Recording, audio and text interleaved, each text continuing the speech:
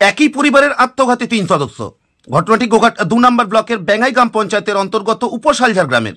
আজ বৃহস্পতিবার সকালে বাড়ির লাগোয়া গোয়ালঘর থেকে মা, ছেলে ও বৌমার ঝুলন্ত দেহ উদ্ধার করা হয়। জানা গেছে মৃতদের নাম অনিমা নন্দী, কাশীনাথ নন্দী এবং মমতা নন্দী। আত্মীয় প্রতিবেশীদের দাবি, মাস 6 আগে কাশীনাথ বাবুর একমাত্র ছেলে শান্তনু নন্দী আত্মঘাতী হয়েছিলেন। তিনি ডাক্তারি পড়ুয়া ছিলেন। তারপর থেকে পরিবারের সকলে ভেঙে পড়েন। এমনকি তারা পাশাপাশি কারোর সঙ্গে কথা পর্যন্ত বলতেন না। আজ সকালে অনেক ডাকাডাকির পর বাড়ি থেকে কাউকে বের হতে না দেখে প্রতিবেশীরা বাড়ির মধ্যে ঢোকেন এবং এই মর্মান্তিক দৃশ্য তারা লক্ষ্য করেন। খবর দেওয়া হয় গোঘাট থানায়। ঘটনাস্থলে পৌঁছায় গোঘাট থানার পুলিশ এবং মৃতদেহ উদ্ধার করে ময়নাতদন্তের জন্য পাঠানো হয়। দেখুন বিস্তারিত।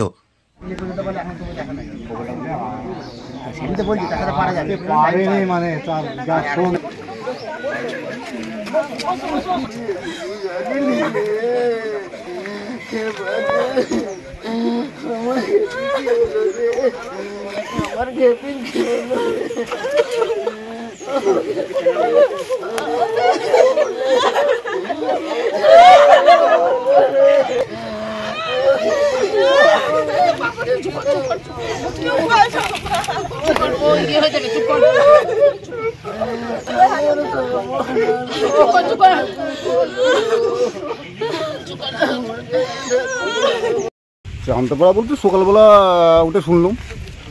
কি কারণে এই ঘটনা? কী কারণে বলতে কিছুদিন আগেতে ওর ছেলে মারা গিয়েছিল, তার একটা শোক ছিল, সেই শোকটা ভুলতে পারিনি। হ্যাঁ, শোকটা ভুলতে পারিনি। ওইটাই মেন বিষয়। কারোর সঙ্গে কথা বলতো, ছেলে মারা যাওয়ার পর থেকে কারোর সঙ্গে কথা। কত বয়স হবে ওনাদের? কারের? তিনজনের ধরুন যে ঠাকুমার 75 এরকম হবে, ছেলেটার হয়তো 55-56 হবে, আর স্ত্রীর হয়তো 38-50। একসাথে তিনজনই মারা গিয়েছে। এই জায়গাটার নাম কি? শালঝার, উপশালঝার। পুলিশ এসেছিল? পুলিশ এসেছিল, হ্যাঁ। আপনার নাম? আমার নাম সুনীল কুণ্ডু। স্থানীয়? সকালের দিকে 6:30, 6:45। একসাথেই তিনজনে? ওই গেটে চাবি ছিল, ঢুকে দেখা যাচ্ছে তিনজনই গলায় দড়িয়ে। স্বামী স্ত্রী আর মা? হ্যাঁ, স্বামী স্ত্রী আর মা। কি কারণে ঘটনা? ওর ছেলেটা মাস 6 আগে মারা গেছে, গলায় দড়িয়ে। সেই জন্য ওদের মাথা ঠিক থাকে,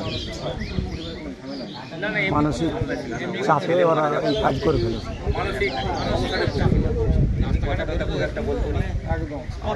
পুলিশ এসেছিল? হ্যাঁ, প্রশাসন এসেছিল? প্রশাসন এসেছিল, তারাই নামিয়েছে। আর কেউ আছে নাকি বাড়িতে? বাড়িতে আর কেউ নাই, ওর এক মেয়ে বিয়ে হয়ে গেছে। আপনার নাম? আমার নাম বটকৃষ্ণ নেমো। স্থানীয়? এই একটু পাশে বাড়ি।